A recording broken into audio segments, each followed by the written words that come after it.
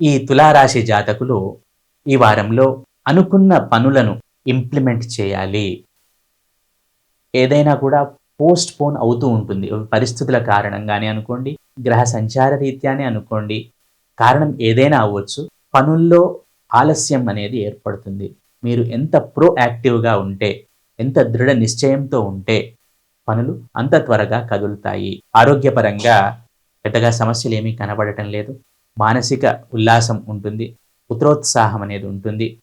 అలాగే ఆర్థిక పరంగా పెద్దగా చిక్కులేమీ ఉండవు. కాకపోతే మిమ్మల్ని మీరు అప్‌గ్రేడ్ చేసుకోండి. అప్ స్కిల్ చేసుకోండి ఈ వారంలో. ఎక్కడ వేసిన గొంగళి అక్కడే అన్నట్టు ఉండకండి. అలాగే వృత్తి, ఉద్యోగ వ్యాపారాల్లో ఉన్న వారికి అనుకూలంగానే ఉంటుందని చెప్పవచ్చును. పెద్దగా సమస్యలేమీ కనబడటం లేదు. అలాగే ఈ రాశికి సంబంధించిన విద్యార్థులు కొంచెం ఏకాగ్రతను పెంచుకోవాలి. తాము అనుకున్న గోల్స్ వైపు ప్రయాణం చేయాలి. చిన్న చిన్న ఆటంకాలు వచ్చే అవకాశం ఉంది.